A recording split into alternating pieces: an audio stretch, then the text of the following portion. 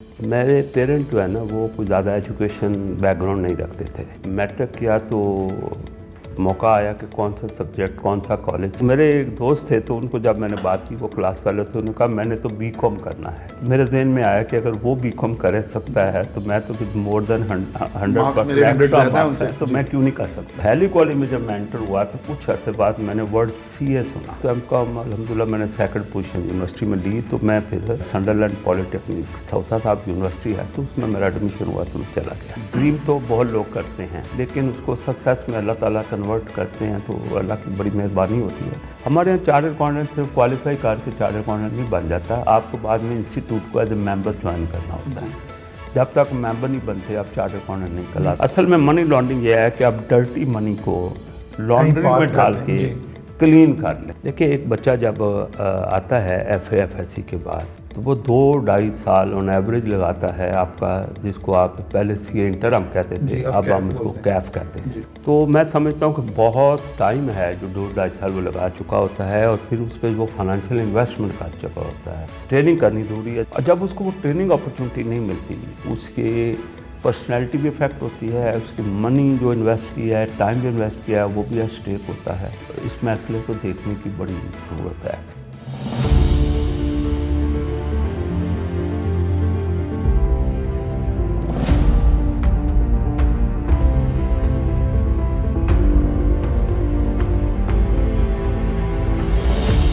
الرحمن الرحیم. آج ہمارے درمیان موجود ہیں جی مقبول صاحب جو کہ ایک معروف چارٹرڈ اکاؤنٹنٹ ہیں, ہمارے سینئر موسٹ ممبر ہیں, ایجوکیشنسٹ ہیں, مصنف ہیں, مطلب ہر حوالے سے, اور ہمارے استاد ہیں.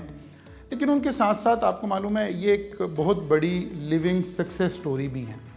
آپ کو معلوم ہے کہ میں اسی چیز کا پروموٹر ہوں کہ کس طرح سے اس پروفیشن نے یعنی چارٹرڈ اکاؤنٹنسی نے لوگوں کی زندگی میں کیسے تبدیلی آئی ہے.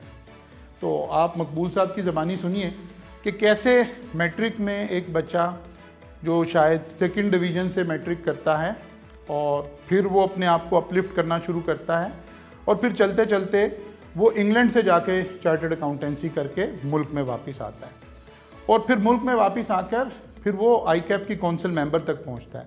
پھر وہ 3rd ٹائم آئی کیپ کا کونسل ممبر منتخب ہوتا ہے. پھر وہ آج تمام لیڈنگ چارٹرڈ اکاؤنٹنٹ کا استاد ہوتا ہے.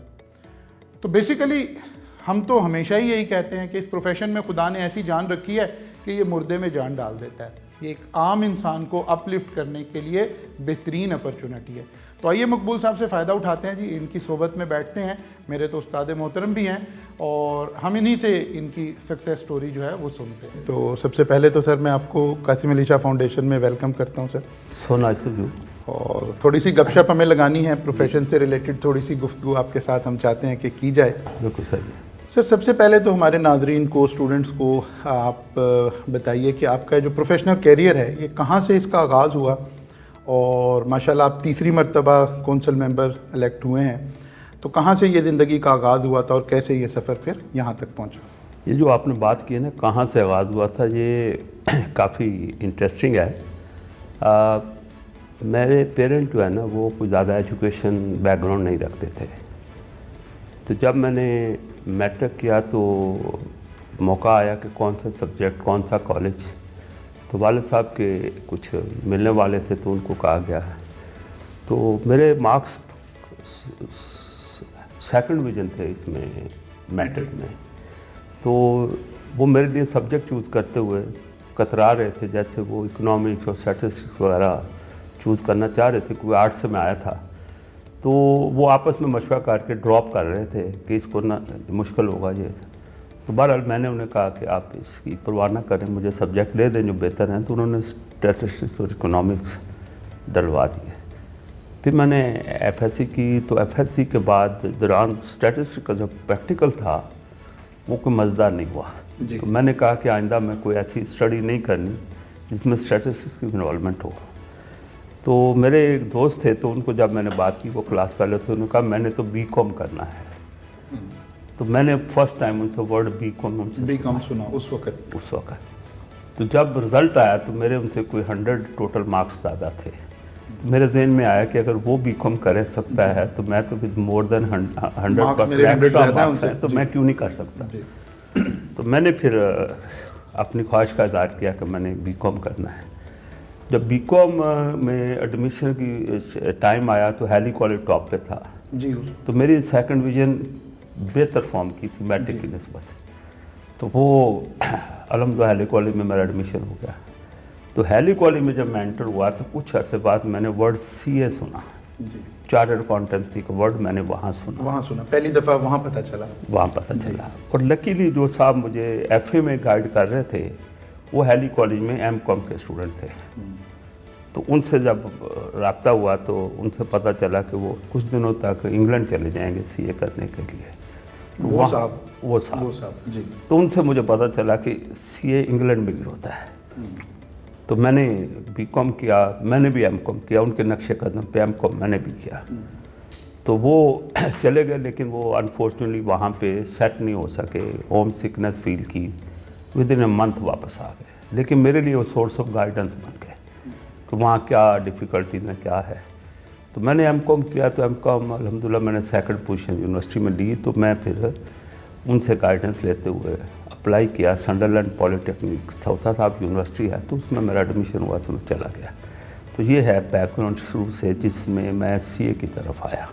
بائی ایکسیڈنٹ آیا, کوئی پلان نہیں تھا. میں دیکھتا ہوں کہ ہمارے یہاں لوگوں کی کیریئر کاؤنسلنگ نہیں ہوتی, ان کو پتہ ہی نہیں ہوتا کون کون سے پروفیشن ایگزسٹ کرتے ہیں. بالکل اپرچونٹیز ہیں کیا. سمجھتا ہوں کہ میرے ساتھ اللہ تعالیٰ نے مہربانی فرمانی تھی تو میں ایک ایسا ہو گیا کہ وہ میری ایکسیڈنٹل کاؤنسلنگ ہو گئی. تو اس طرح میں وہاں چلا گیا. تو میں نے MCom کے بعد CA چوز کیا کیونکہ میں ہمیشہ بلیو کرتا تھا کہ CA میں نے سنا تھا لوگ اسٹاک اپ ہو جاتے ہیں. تو آئی تھاٹ کہ میں ایسا روٹ لوں کہ اسٹاک اپ ہوں تو اس کی کاسٹ ہیوی نہ ہو. جی, ایگزٹ مل جائے مجھے. میں پھر MCom کے بعد کیا. تو ہم 11 لوگ پاکستان سے گئے تھے MCom کے بعد. میں MCom وہ دوسرے گریجویٹ, سمپل گریجویٹ بھی تھے, کامرس گریجویٹ بھی تھے. تو وہاں پہ بڑا اچھا ٹائم گزرا, بڑی اچھی کوچنگ ہوئی, بڑے ایجوکیشن سسٹم کو ایک بڑے ایڈوانس قسم کا ایجوکیشن سسٹم دیکھنے کو ملا. جو میں پاکستان سے گیا تھا تو مجھے پتہ چلا تھا کہ یہاں پہ کسی قسم کی کوئی ایجوکیشن سسٹم نہیں ہے چارٹرڈ اکاؤنٹنسی کے لیے. تو وہاں مجھے بڑا آئیڈیل قسم کا ملا. اور رزلٹ جو ہوا کہ میں نے 80 میں گئے تھے, 85 تک میں نے CA کوالیفائی کر لیا تھا وہاں سے. اور یہ کسی بھی دوسرے میرے کولیگ جو گئے تھے ان سے کم از کم میں نے 3 سے 4 سال ایڈوانس میں CA کر لیا. اس کی شاید وجہ تھی کہ میری اسٹڈی MCom بیس تھی, وہ بھی مجھے ہیلپ کر رہی تھی. کوئی پیرنٹ کے ساتھ بھی کمٹمنٹ ایسی تھی کہ وہ انہوں نے بہت سیکریفائی کر کے بھیجا ہوا تھا. تو وہ انسپائریشن تو وہ تو ہوتا ہے نا. جی, فوکس مینٹین کیا. تو الحمدللہ اللہ کی مہربانی بھی ہوئی. تو واپس میں 85 میں کوالیفائی کیا. تو میرے ذہن میں آیا کہ یار یہ ایجوکیشن سسٹم پاکستان میں کیوں نہیں ہے. تو میں جب یہاں سے گیا تھا تو کچھ 6 مہینے میں نے نا قصور میں کامرس کا ایک انسٹیٹیوٹ ہوتا تھا, اس میں ٹیچنگ کی تھی کامرس انسٹرکٹر کے طور پہ. جانے سے پہلے تو اس لیے ٹیچنگ کا پیشن تو میرے میں وہاں سے موجود تھا. تو میں نے سوچا کہ یہ کام پاکستان جا کے کیا جا سکتا ہے. پیرنٹ کی بھی ریکوائرمنٹ تھی, اولڈ ایج میں ہو جا رہے تھے کہ پاکستان میں آ جاؤں. میں پاکستان آیا. تو میں نے اس طرح پھر ایجوکیشن پہ فوکس کیا. آنے کے بعد اس CA کی ایجوکیشن, وہ بھی ایڈوانس جو CA کی ایجوکیشن ہے, اس پہ فوکس کیا. تو میرے لیے سرپرائز تھا کہ پاکستان میں پہلا رزلٹ آیا CA کا تو 6-7 لوگ پاس ہوئے تھے پورے پاکستان سے. اس میں ہارڈلی ہمارے لاہور سے شاید ہی کوئی تھا, زیادہ تر جو تھے کراچی کے لوگ تھے. تو وہاں کے generation by generation chartered accountancy move کر رہی تھی. جی, وہیں سے ڈرائیو تو وہیں سے. تو اس لیے وہ رزلٹ شاید بہتر, وہاں پہ فیسلٹیز ہوں گی کچھ کمپیریٹیولی, تو رزلٹ وہاں کا بہتر تھا. اچھا وہی سے میرے لیے سرپرائز تھا کہ یار میں تو 55% رزلٹس کی دنیا سے آیا ہوں اور جہاں 1-2% کی رزلٹ کی دنیا ہے. تو میں نے پھر آتے ہی ود ان 6 منتھ میں نے کوچنگ کلاسز کا آغاز کیا. تو اس طرح وہ یہ سفر شروع ہوا. تو بیسیکلی یہ ہے میرا چارٹرڈ اکاؤنٹنٹس کا بننے کا سفر. لیکن میں نے پھر وہ اس پروسیس سے ایجوکیشن سٹارٹ کر کے الحمدللہ آئی کنٹریبیوٹیڈ لاٹ کے جس میں یہاں پہ جی یہ پورا نظام آ گیا ہے, بکس آ گئی تھیں, یا ٹیچر نہیں تھا, ادارے نہیں تھے. تو اس میں کچھ تو میرا رول اپنی ٹیچنگ کی جو تھی ایک پریسیڈنٹ تھی. دوسرا میں جب انسٹیٹیوٹ کی کونسل میں 93 میں گیا تو وہاں مجھے موقع ملا ایجوکیشن اسکیم پہ کام کرنے کا. تو ویژن شیئر کیا, دے لائک دیٹ ویژن. تو ہم پہلے گریجویشن ہماری انٹیک ہوتی تھی جی, گریجویشن کی. تو ہم نے سوچا کہ لوگ میجر ڈیسیجن تو ایف ایس سی اور ایف اے انٹر کے بعد کرتے ہیں, اے لیول کے بعد کرتے ہیں. تو ہماری بھی آپشن اے لیول انٹرمیڈیٹ ہونی چاہیے. تو ہم نے اس کو چینج کر کے اس پہ لے کے آئے. اچھی کوالٹی کے اسٹوڈنٹ ملے. پھر ان کے بچوں کو جو کبھی پری میچور اممیچور ہوتے تھے بیسیکلی اپنی اسٹڈیز کیریئر کے اندر, تو ضرورت پیش آئی کہ ان کے لیے پراپر کوئی کوچنگ ہونی چاہیے. تو کوچنگ کے لیے ہم نے پھر کچھ ادارے اپروو کرنے شروع کیے. بڑی گریجول اپروچ تھی. لاہور میں ایک ادارہ آیا, پھر اس کے بعد کچھ عرصے بعد جب اس کی سسٹینیبلٹی نظر آئی دوسرا ادارہ آیا. اس طرح یہ پھر بکس پہ بھی کام ہوا. میں نے تو آتے ہی آپ نے جیسے کہا کہ آتھرشپ شروع کر دی تھی, دیکھتے ہوئے کن چیزوں میں لوگوں کو انڈرسٹینڈنگ میں ڈیفیکلٹی ہوتی ہے. تو بلکہ میرے لیے ابھی تک کہتا ہوں حیرت کی بات تھی کہ میں جب یہاں سے گیا تھا تو ہمارے یہاں مرحوم غنی صاحب کی بک ہوتی تھی. جی, ایم اے غنی صاحب کی بک. تو ان کی ڈیتھ ہو گئی پرسوں ہو گئی ڈیتھ. تو میں ابھی میں کہتا ہوتا ہوں اکثر کہ ہم ایسی سوسائٹی میں رہ رہے ہیں کہ ہم جب سے آزاد ہوا ہے ہمارا ملک 7 ایئر ہو رہے ہیں, تو ہم نے ابھی تک کوئی بک اکاؤنٹنسی کی ایک بھی ہماری بک نہیں ہے. کوئی ایک اتھینٹک ضخیم قسم کی کوئی کتاب ابھی تک انفارچونیٹلی اویلیبل بک ایک گیپ کو فل کر رہی تھی. جی, وہ ظاہر لاکھوں لوگوں نے اس کتاب کو پڑھا. جی, اللہ تعالیٰ ان کے درجات کو بلند کرے. ان کی بڑی کنٹریبیوشن اس وقت انہوں نے, حالانکہ ہمارے جیسے کنٹری میں books authorship because of piracy and other thing is not a This is not a viable activity. نہیں ہے, لیکن اس کے باوجود اس کو اپڈیٹ کرتے رہے. گریٹ سلوٹ ٹو ہم, از نو لانگر ود اس, لیکن انہوں نے ایک بک دی.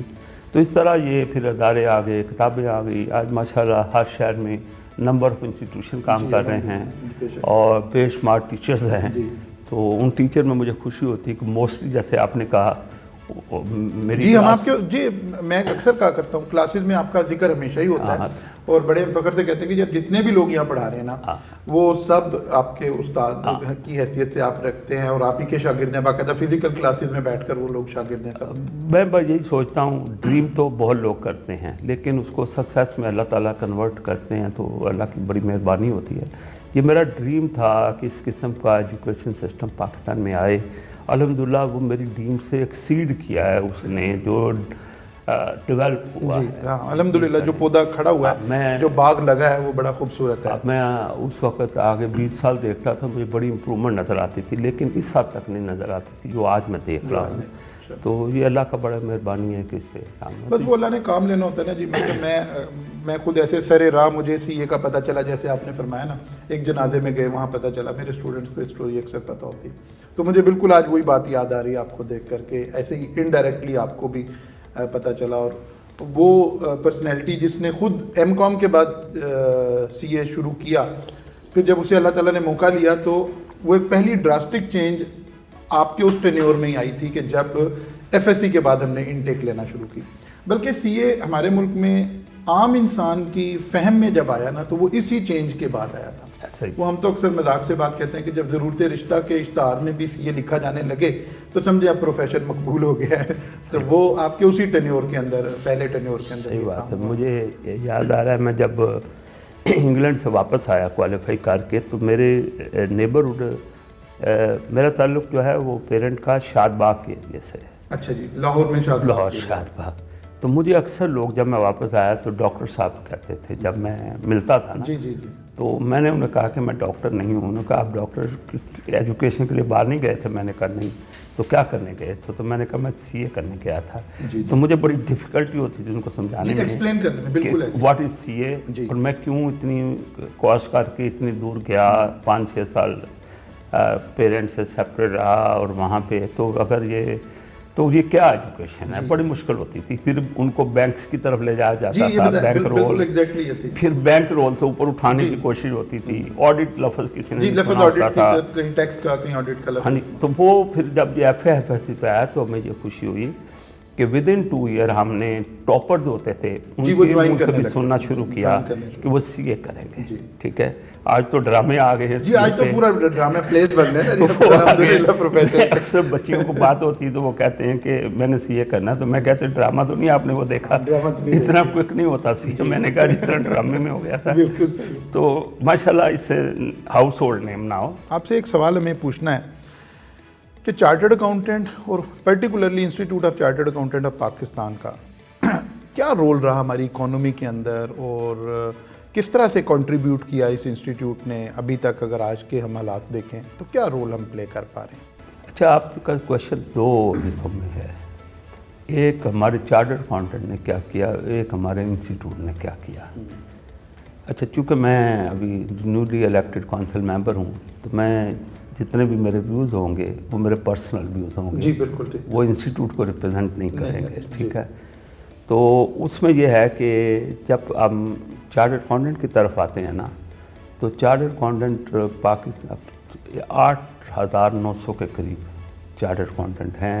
जो हमारे यहाँ चार्टर्ड अकाउंटेंट सिर्फ क्वालिफाई करके चार्टर्ड अकाउंटेंट नहीं बन जाता, आपको बाद में इंस्टीट्यूट को एज ए मेंबर ज्वाइन करना होता है। जब तक मेंबर नहीं बनते आप चार्टर्ड अकाउंटेंट नहीं कहलाते। आपने एग्जाम तो पास करनी होते हैं, जो नीड टू बी मेंबर। उसकी बड़ी बड़ी वजूहत हैं। उसमें इंस्टीट्यूट आपको मॉनिटर करता है, रेगुलेट करता है, आपके कंडक्ट को रेगुलेट कर रहा होता है कि आप सही बिहेवियर, प्रोफेशनल बिहेवियर आपका हो, आप ड्यू केयर करते हो अपने प्रोफेशन की, अपने क्लाइंट्स की, अपने स्टेक होल्डर की, और इस तरह आप अपने नॉलेज को अपडेट रखते हो। तो इंस्टीट्यूट के मेंबर बनते हैं। जितने देर मेंबर होते हैं आप चार्टर्ड अकाउंटेंट, जब मेंबर नहीं होते तो आप चार्टर्ड अकाउंटेंट नहीं होते। तो सिर्फ मेंबर बनने में सिर्फ लोगों को एक ही बोझ महसूस होता है, जो एनुअल सब्सक्रिप्शन पे करनी पड़ती है। जैसे आज वो नियरली 29,000 है फेलो के लिए, और शायद 18,000 के लगभग एसोसिएट के लिए है। तो इसलिए ये 2 रोल हैं, एक चार्टर्ड अकाउंटेंट का रोल है, एक इंस्टीट्यूट का रोल है। तो ये जो 8,900 चार्टर्ड अकाउंटेंट हैं, इनमें अबाउट 2100 आउट ऑफ पाकिस्तान है। बाकी 6,000 समथिंग वो 800 आप कह लें वो पाकिस्तान में है। जो इंटरनेशनली भी सर्व कर रहे हैं, बड़ी अच्छी सैलरी और रोल्स के अंदर हैं। और उसमें अगर आप देखें, मिडल ईस्ट एक ऐसी फील्ड है जहाँ दुनिया भर की चार्टर्ड अकाउंटेंट वर्क कर रहे होते हैं। तो उसमें खुशी होती देख के कि पाकिस्तान चार्टर्ड अकाउंटेंट जो टॉप लीग है उसके अराउंड ही हैं। मैं तो नहीं कहता उनसे अबव हैं, लेकिन उनके अराउंड ही वो वर्क कर रहे होते हैं। जो सेकंड लीग है उनमें टॉप पे ही होते हैं। सेकंड लीग से मेरी मुराद है हमारे सेंटर, हमारे एशियन स्टेट्स जो है। तो अमेरिकन CPA और ICW वगैरह जो टॉप लीग में आते हैं, ऑस्ट्रेलियन वगैरह, तो बहुत फ़र्क नहीं होता। ये उससे जो है कि उनका रोल जो है इंटरनेशनल लेवल पे भी बड़ा ही टेंजेबल किस्म का है। अब हम आ जाए पाकिस्तान में, तो पाकिस्तान में जो मैंने बताया 6,800 हैं, वो 3 हिस्सों में तकसीम उनको कर सकता हूँ। एक वो हैं जो प्रैक्टिसेस करते हैं। ठीक है, प्रैक्टिसेस में भी अगर जो प्रैक्टिसिंग मेंबर हैं प्लस जो उनके पास एम्प्लॉई हैं, मिला के टोटल नंबर का 20% बन जाते हैं जो ये काम कर रहे हैं। वो ऑडिट करते हैं, टैक्स कंसल्टेंसी देते हैं, एडवाइजरी देते हैं, यानी दूसरी कंसल्टेंसी में एडवाइजरी वगैरह हैं वो देते हैं। तो दूसरा जो हमारा लोग हैं काम करते हैं वो इंडस्ट्री में कर रहे हैं। इंडस्ट्री में फाइनेंशियल सेक्टर है, कैपिटल मार्केट्स हैं आपके, इसके अलावा आर्म इंडस्ट्री है, गवर्नमेंट सेक्टर है। तो इनमें CEO, चीफ एग्जीक्यूटिव का रोल या CFO का रोल या हेड ऑफ इंटरनल ऑडिट का रोल तो बहुत इनके पास है, लेकिन सम केस में चीफ एग्जीक्यूटिव लेवल के रोल भी इनके पास हैं। और जहाँ भी किसी इंडस्ट्री में या कहीं वर्क करते हैं तो बड़ा ही परफॉर्मेंस होती है, यानी उस इंडस्ट्री या उस बिजनेस हाउस की परफॉर्मेंस अगर बिफोर इंडक्टिंग चार्टर्ड अकाउंटेंट और आफ्टर इंडक्टिंग चार्टर्ड अकाउंटेंट देखें तो रिमार्केबल डिफरेंस होता है। तो एक्चुअली इकोनॉमी जो है इन इंडस्ट्री के इंडिविजुअल परफॉर्मेंस से इकोनॉमी बिल्ड होती है। ये जिस तरह किसी भी टीम में हर प्लेयर का रोल होता है तो फिर वो टीम एक स्ट्रॉन्ग होती है, इसी तरह इकोनॉमी में भी यही है कि हर जो इंडस्ट्री बिजनेसेस जब परफॉर्म कर रहे होते हैं तो उससे फिर जाके उनका वो टोटल आती है। तो मैं एक बात अक्सर कहता होता हूँ کہ larger the number of qualified accountant in economy تو زیادہ پروگریسنگ اکانومی ملے گی. آپ مجھے کہیں اس کو ڈینائل نہیں دے سکیں گے. یعنی میں ود ان اپنے خطے میں کہہ دوں کہ انڈیا میں 3,27,000 چارٹرڈ اکاؤنٹنٹ ہے. 3.25 لاکھ سے زیادہ ہیں. ہاں جی. اور ہم ابھی 8,000. اب 8,000 ہیں. اب ہم ان سے 6 ٹائم پاپولیشن میں لو رہے ہیں. جی. وہ 6-7 ٹائم ہائر ہوں گے. اگر نمبر دیا جائے تو ان کا نمبر 45-50 ہزار سے زیادہ نہیں ہونا چاہیے اگر اسی پرپورشنیٹ کو دیکھا جائے. But they are 3,25,000. اب ان کی اکانومی کی پرفارمنس بھی اسی طرح ہے. چھوٹے چھوٹے یونٹس میں چارٹرڈ اکاؤنٹنٹ کام کر رہے ہیں. وہ چھوٹے یونٹ جو ہیں وہ optimisation of capital, optimisation of value creation, اس کی طرف, کاسٹ کنٹرول کی طرف, پروسیس امپرومنٹ کی طرف وہ جا رہے ہیں. یعنی جو ہمارے یہاں انڈسٹری میں بڑا یونٹ یوز کر رہا ہے وہ وہاں چھوٹا یونٹ بھی وہ ساری فیسلٹیز, وہ ساری کنسلٹنسی اسی لیول کی, وہ لیول, وہ ان پٹ اس کو مل رہی ہے وہاں پہ. اگر ہم per capita chartered accountant income بھی دیکھیں تو ایک وقت تھا 93 جب میں پہلی دفعہ کونسل میں تھا, ہمارا ان کا بہت فرق تھا. وہ بہت لو پر کیپٹا ان کا پروفیشن کا تھا, لیکن آج ہم سے زیادہ ہے. انسپائٹ آف بینگ 327,000 بہت زیادہ ہے. اس لیے ویلیو کریشن کرتی ہے, ویلیو کریشن کی ہے, ٹیک ہوم ان کی ہے, اور جس وجہ سے یہ ہے. اور پاکستان میں فیل کرتا ہوں کہ ہمارے پاس ایک تو نمبر زیادہ ہونے چاہیے. جب میں یہ کہتا ہوں تو اکثر ہمارے لوگ خوفزدہ ہو جاتے ہیں کہ پہلے ہی شاید وہ سمجھتے ہیں کہ امپلائمنٹ سیچوریشن ہو رہی ہے یا کوئی اس طرح کی سیچوریشن ہے تو آگے زیادہ لوگ آ جائیں گے. کیا ہوا, ایسا نہیں ہوتا. ہمیں اپنی پروڈکٹ کو صحیح طرح شو کیس کرنا ہے. میں سمجھتا ہوں کہ آپ کے پاس ابھی بھی تھاؤزنڈز آف یونٹس ہیں جنہوں نے چارٹرڈ اکاؤنٹنٹ کی پروڈکٹ کو ٹیسٹ بھی نہیں کیا ہوا. تو you have to showcase your product to them. آپ دیکھنا چاہیے کہ جو بزنس آج سے 18 سال 20 سال پہلے ایسے تھے جن میں ایک بھی چارٹرڈ اکاؤنٹنٹ نہیں تھا, آج وہ 20-22 چارٹرڈ اکاؤنٹنٹ وہاں کام کر رہے ہیں اور ان کی ایکسپونینشیل گروتھ ہوئی ہے.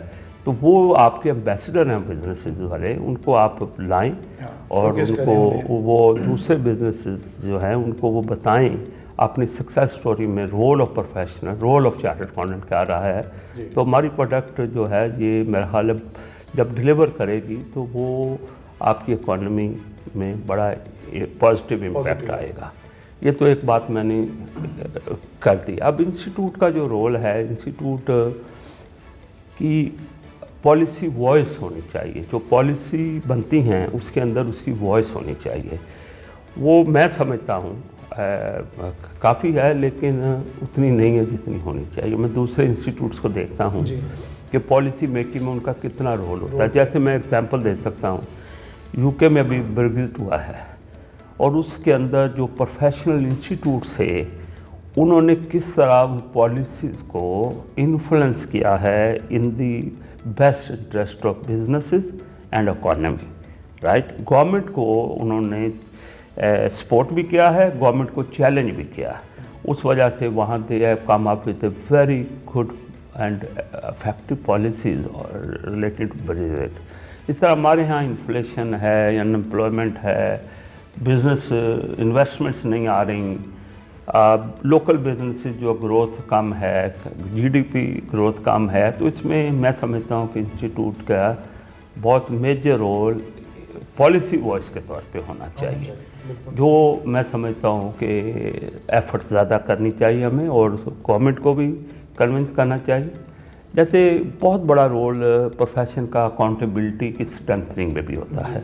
ہمارے یہاں جو اکاؤنٹیبلٹی ہو رہی ہے اس میں کوئی بھی سیٹسفائڈ نہیں ہے, کیونکہ جو بھی اکاؤنٹیبلٹی کرنے والے ادارے ہیں ان کے اندر پروفیشنل نہیں ہیں. اب آپ نیب کی بات کر لیں, نیب اتنی ٹرانزیکشن کو دیکھ رہا ہوتا ہے, اس کو انالائز کر رہا ہوتا ہے, انویسٹیگیٹ کر رہا ہوتا ہے. تو دیکھنے کی بات ہے کیا وہاں جو اسٹاف ہے کمپیٹنسی, اور فراڈ جب ہوتے ہیں تو فورینسک آڈٹ اور فورینسک اکاؤنٹنگ کی نو ہوتی ہے, کیا ان کے پاس ہے؟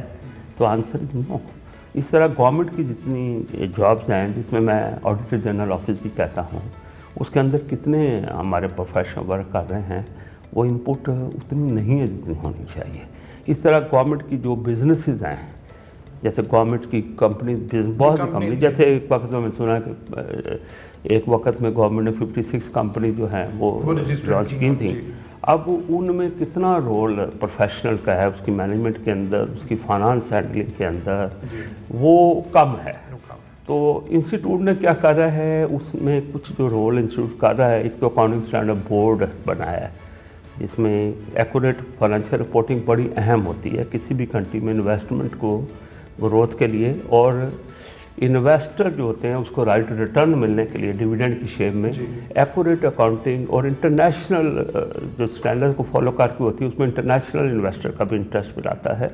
उस पर international accounting standard board Pakistan में ये 2017 में बना था। ब्रॉड बेस्ड बोर्ड है जिसमें SCCP की, स्टेट बैंक की, दूसरे रेगुलेटर की, दूसरे प्रोफेशनल की और चार्टर्ड अकाउंटेंट की इनपुट है, और वो एक है जो कि टुवर्ड द इकोनॉमी आप समझ लें डायरेक्टली इनडायरेक्टली वर्क हो रहा है। दूसरा फिस्कल लॉ पे इंस्टीट्यूट की कमेटी है।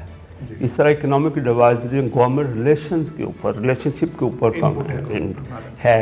कमेटीज हैं, लेकिन उन रोल को ज़्यादा इफेक्टिव करने की ज़रूरत है ताकि गवर्नमेंट को उसकी इनपुट में क्वालिटी नज़र आए और उसकी फ्रूट नज़र आए ताकि वो ज़्यादा से ज़्यादा रिलाई करें। ठीक हो गया। अच्छा सर, आगे चलते हैं सर। मनी लॉन्ड्रिंग है, टेररिज्म फंडिंग है, आपको पता है अनफॉर्चुनेटली कंट्री के ऊपर इस किस्म के इल्ज़ामात हैं। हमारे मेंबर्स इसमें क्या रोल प्ले कर सकते हैं? इंस्टीट्यूट ने इसके अंदर क्या रोल प्ले किया? अच्छा, ये आप बात कर रहे हैं FATF के? जी बिल्कुल। फाइनेंशियल जो है आपकी एक्शन टास्क फोर्स है उसकी बात कर रहे हैं, जिसमें पाकिस्तान पिछले कोई 3-4 साल फंसे हुए हम नरगे में। जी बिल्कुल ऐसे। ठीक है। पाकिस्तान में एंटी मनी लॉन्ड्रिंग एक्ट 2010 में आया था। अभी 2020 के अंदर उसको अमेंड किया गया, फर्दर अमेंड करके तो उसको स्ट्रेंथन किया गया है ऑन दी रिक्वायरमेंट ऑफ ये FATF की।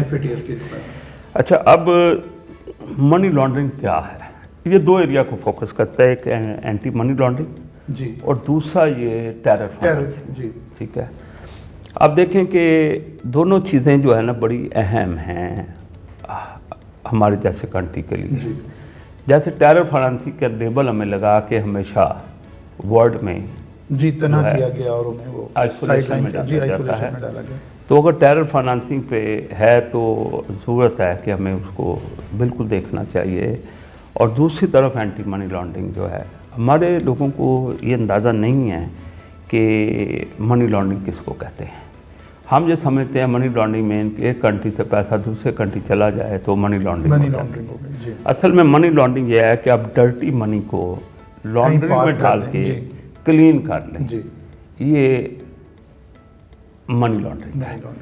अच्छा, ये जो मनी लॉन्ड्रिंग है इसकी मैं एग्जांपल इस तरह दे देता हूँ कि इसमें क्राइम प्रोसीड जो होती हैं ना, यानी जुराइम से अर्न किया हुआ पैसा वो ट्रांजैक्शन के ज़रिए उनको वाइट कर लिया जाता है, राइट। तो हमारे जो वो उसमें मोस्टली जो ट्रांजैक्शन है वो प्रोफेशन के हाथ से गुजरती हैं। जी, मैंने इसीलिए ये सवाल बेसिकली रखा। तो अब हमारे प्रोफेशनल के उसमें रोल जो होते हैं कि हम अपने क्लाइंट के बिहाफ पे कुछ हमारे प्रोफेशनल रियल स्टेट की ट्रांजैक्शन कर रहे होते हैं, यानी कि उनके क्लाइंट रियल स्टेट के हैं, यानी उनके बिहाफ पे ट्रांजैक्शन कर रहे होते हैं, बाइंग और सेलिंग ऑफ बिजनेस की ट्रांजैक्शन कर रहे होते हैं।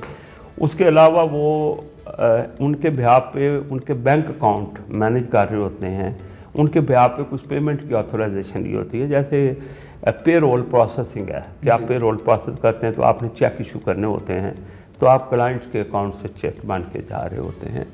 इस तरह क्लाइंट्स के बिहाफ पे हम कंपनियाँ ओपन कर रहे होते हैं, ऑपरेट कर रहे होते हैं, मैनेज कर रहे होते हैं। कुछ केसेस में मैं हर एक की बात नहीं कर रहा, कुछ अकाउंटेंट कर रहे होते हैं।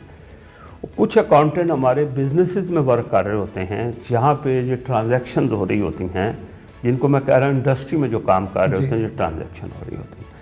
तो ज़रूरत इस चीज़ की है कि ये प्रोफेशनल की इन्वॉल्वमेंट इसके अंदर प्रमोट करने में ना आए, बल्कि चेक करने में रेगुलेटरी रोल के अंदर। तो ये बेसिकली अगर कोई टैक्स पूरा नहीं पे करता तो उसके जो पैसे टैक्स ना पे करने वाले हैं वो भी क्राइम मनी प्रोसीड है।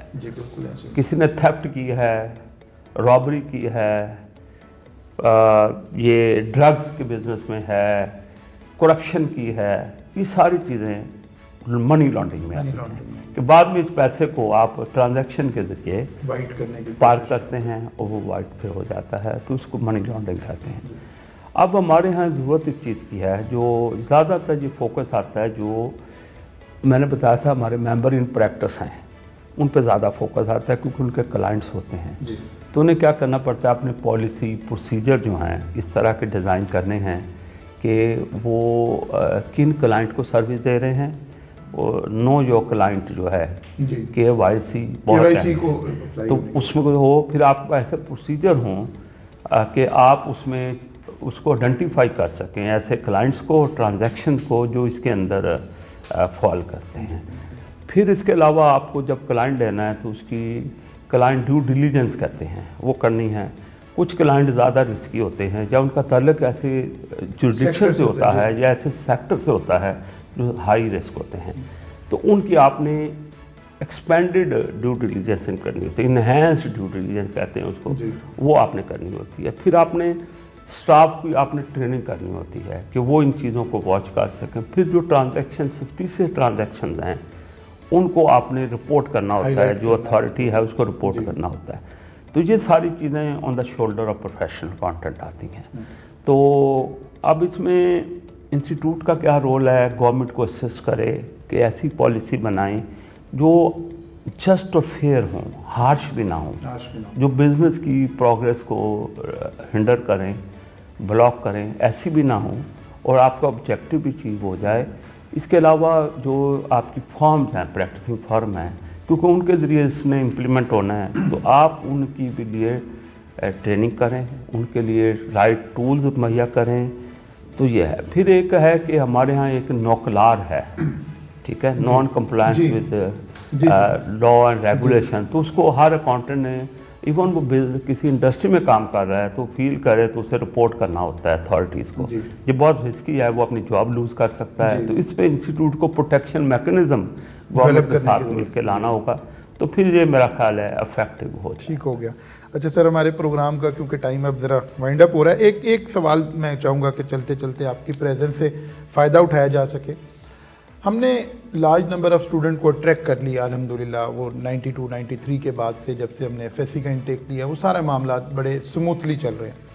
लेकिन अब हम आकर देखते हैं कि हमारे स्टूडेंट्स को इस वक्त ट्रेनिंग की ऑप्शंस के लिए मुश्किलात का सामना है, और दोबारा एक मतलब बच्चा जो है ना वो परेशान होना शुरू हो गया। आप माशाल्लाह अभी 3rd टाइम काउंसिल मेंबर भी हैं इस वक्त, और आपका टेन्योर शुरू होने वाला है। तो क्या इसका क्या सलूशन है, और कैसे हम बच्चों को ये इस उसमें से मुश्किल में से कैसे निकाल सकते हैं? ये जो आपने हाईलाइट किया ना, बड़ा सीरियस प्रॉब्लम है।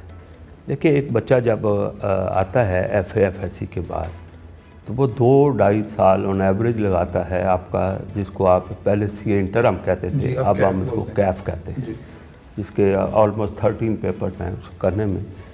तो मैं समझता हूँ कि बहुत टाइम है जो 2-2.5 साल वो लगा चुका होता है, और फिर उस पर वो फाइनेंशियल इन्वेस्टमेंट कर चुका होता है in the form of institute के एग्जामिनेशन फीस है, उसकी कोचिंग है, उसका बुक्स है।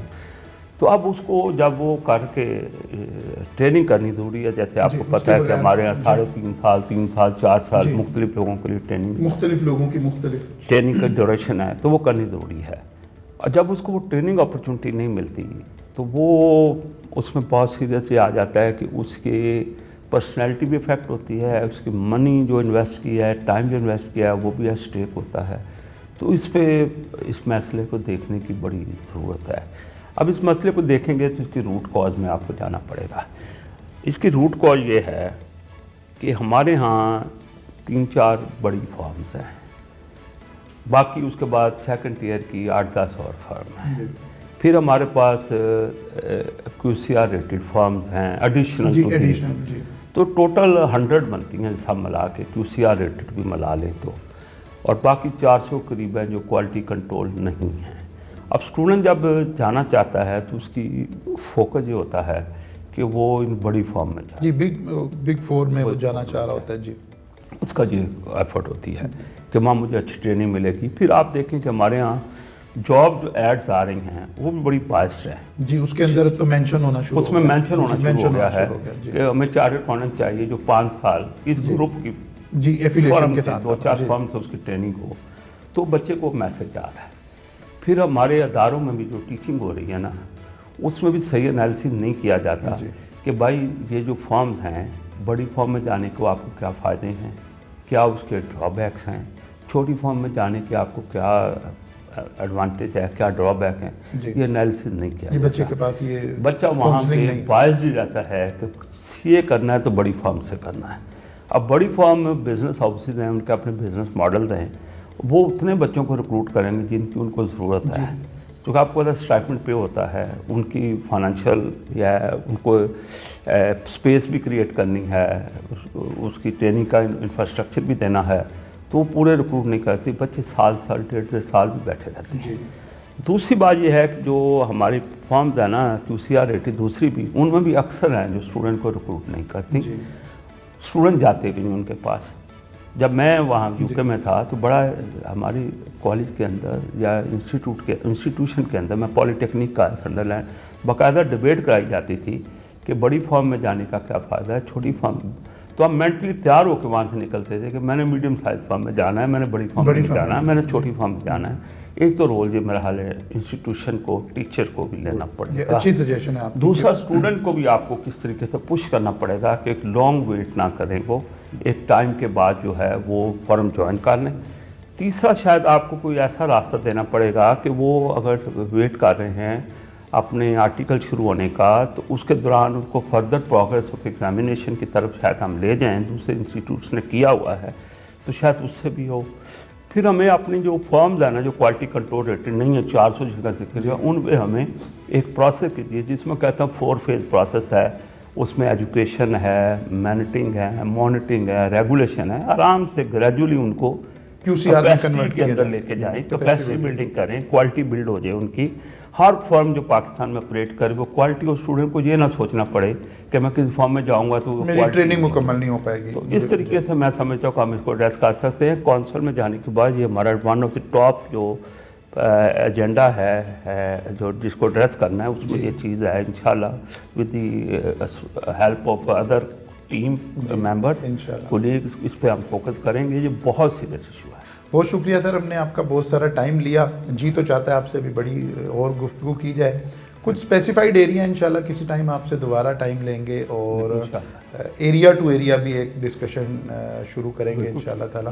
हम चाहेंगे कि आपका जो अल्लाह ताला ने इल्म आपको अता किया हुआ है वो फैज़ आम हो सके और वो लोगों तक वो नॉलेज पहुंच सके। सर मैं बेहद मशकूर हूँ कासिम अली शाह फाउंडेशन की तरफ से कि आप तशरीफ़ लाए और आपने हमें टाइम दिया। बहुत शुक्रिया। मैं सबसे एक वर्ड कहना चाहता हूँ एंड पे, ये बहुत बड़ी सर्विस है काउंसलिंग ऑफ यंगर जनरेशन। मैं देखता हूँ कासिम अली शाह साहब का भी जो है वो इन चीज़ों को एड्रेस करने पर बड़ा फोकस होता है, नेशन बिल्डिंग और ये गाइडेंस।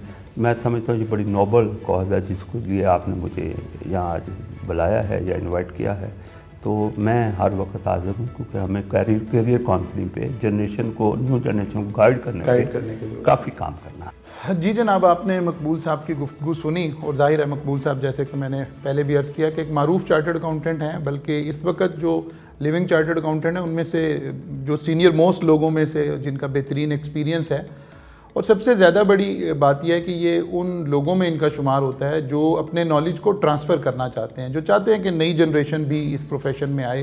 तो यकीनन आपको बहुत सारा फ़ायदा हुआ होगा मकबूल साहब की इन बातों से, और इंशाल्लाह ताला हम कोशिश करेंगे इसी किस्म की बहुत सारी फर्दर एपिसोड्स आपके पास लेकर आएँ, ताकि आप इस प्रोफेशन को भी जान सकें और इस प्रोफेशन का क्या रोल है आप इससे भी वाकफियत हासिल कर सकें।